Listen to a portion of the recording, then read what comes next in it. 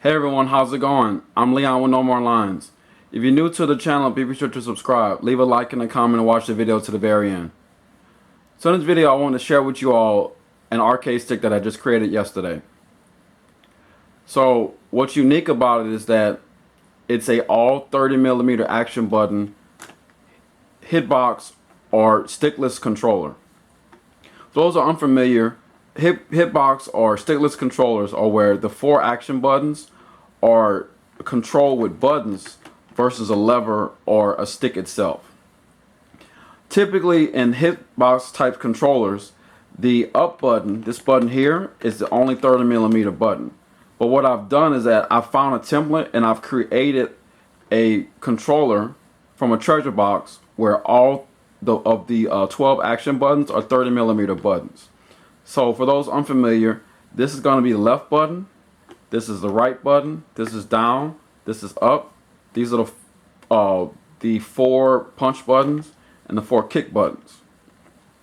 Now from somebody that has come from a hitbox, because I actually have a hitbox, I like this controller better. I'm going to tell you why. Because the buttons feel really good. They're bigger.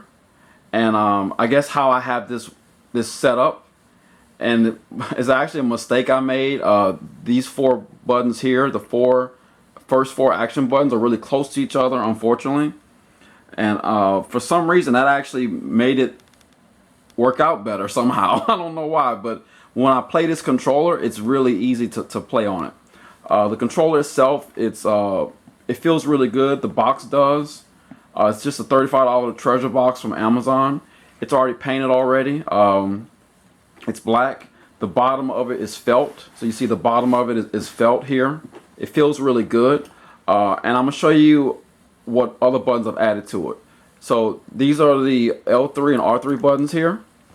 And there are 4 buttons here. The start, select, the options or share button, and then the touchpad. So these are all the buttons here. And lastly, there's a pass-through that I have, a USB pass-through here. And it's actually was pretty easy building this out. So I'll show you what you need to actually put all the buttons here. So what you need is a drill, and you need a drill bit that's a saw that has 24mm and 30mm holes. So basically, it's going to drill a hole into the actual material itself, and then it's going to saw out a hole that's big enough. And like I said, these are 30mm, and the ones on the side and the top are 24mm. I think the pass-through is a 16mm, but I just use a 24mm saw. And then I'm going to show you on the inside. It's a little bit bigger on the inside, but I just basically screwed them in, and everything works out. Everything's pretty secure, because I didn't really want to buy the 16mm drill bit. So you see here that I have a lock here. You just open it up, and you'll see inside that this is how it looks on the inside. So I have my USB cable here. It's just a 10-foot USB cable. I made it this long because I wanted it to be long enough to accommodate any situation where, for example, I'm going to a place that has a projector or something like that. I wanted it to have it to be long enough to where I could see everything. And you'll see here that this is how it is wired up. So the wiring is not perfect, but I think it's pretty clean. I like how it's wired up. It's pretty simple. And what I'm using for the board is a Brook fighting board. It's multi-console, including PS5, in that it'll let you play PS4 games on the PS5 with this. There's supposedly support for PS5, but I haven't tested it yet. So I'll probably test that at some point and give you an idea. But I've tested it on my Xbox Series S and my PC, and it works perfectly. I honestly love this setup. I love how it feels. You probably asking, okay, why is there cardboard here? Well, I put cardboard there because when I made the buttons, or when I put the buttons, I made them a little bit too close to each other. And you see here that these are kind of real tight, but it actually worked itself out because it feels really good. And the Brook fighting board, it comes in a bundle. There are three different things that come with it. It comes with the regular wiring harness, the Hitbox wiring harness, and then there's the actual board itself. And I was able to find on Amazon these little 3 millimeter PCB standoffs that allow me to put it on the case. And this part here is felt here. This is also felt, but it keeps everything secure. For those that don't know, it's really simple to wire this up. It's just basically every wire has a color-coded wire here that is associated with the diagram on the Brook website or from the Amazon listing. And also too, every button has a ground wire. So you just basically plug this into here. You plug this into here, this little harness. You plug into this little part in here that just gives you the additional buttons. And then there's of course the USB from the actual PCB into the pass through. And you see here that's a little.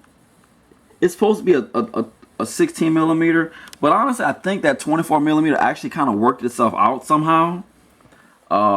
It is a little big, but I think it worked out perfectly, to be honest with you, because I just screwed it in and then everything kind of worked itself out. And for those that don't know, this is a SOCD cleaning board. What that means is that typically, and arcade sticks, for those that don't know, you can't do opposite inputs. You can't do left and right at the same time, nor up and down at the same time.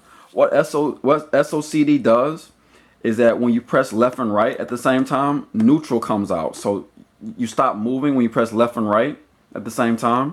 And when you press up and down, it prioritizes the up button. So when you press up and down at the same time, up is prioritized. And it kind of helps you get out certain attacks. I do like that. The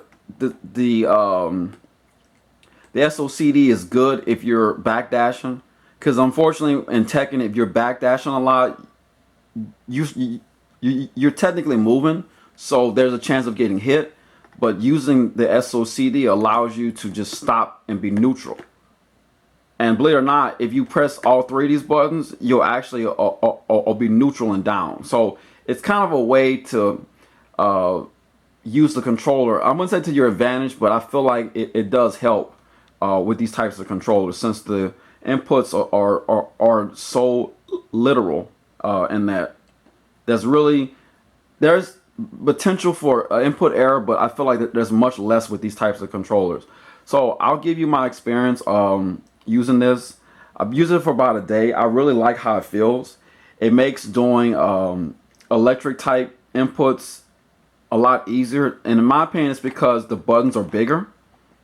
The hitbox, like I said, the only action button that's a typical 30 millimeter action button is going to be the up button. All the rest of the buttons are 24 millimeters, so the buttons are a little bit smaller. I like how these buttons feel, I really do. And one thing I want to add to it is that I did put the foam washer inserts from Focus Attack, and you can get a set, I think, for like $8 plus shipping. No, I'm sorry, it's a set of 8 for like I think $1. I think it's something like that. It's a pretty good price. But I like how these feel because it makes it to where the buttons are not as loud, and you won't be so choreographed whenever you're playing somebody. Because I feel like the problem with these types of controllers is that they're really loud and that people can kind of know what you're doing, and certain input combinations, they make a certain noise to them. At least with it being muffled a little bit, you won't be able to hear it as much. Overall, I'm glad I built this. I think it was a great project. It didn't take too long to do. I just had to order everything. I'm gonna link everything in the description box if you want to purchase it.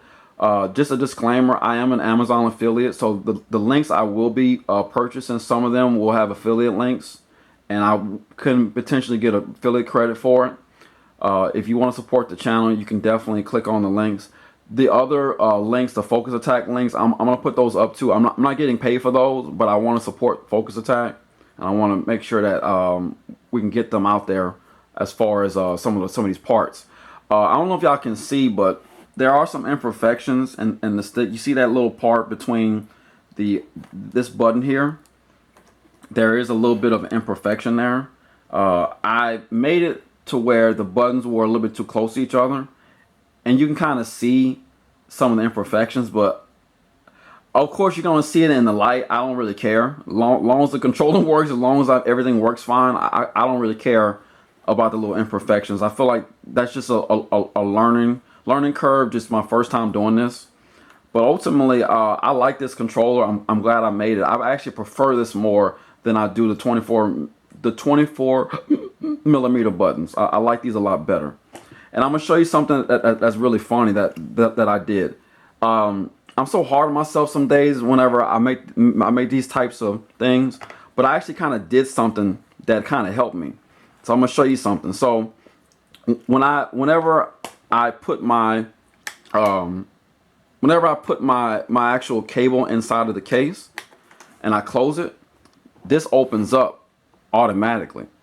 Now, you probably wonder, okay, that's not that big of a deal, but for me, it's kind of cool because I can basically open this up, get my cable out, and this will automatically open up once I open it up far enough. So it automatically will open this up for me. So I don't even have to do it manually. It'll just do it for me automatically.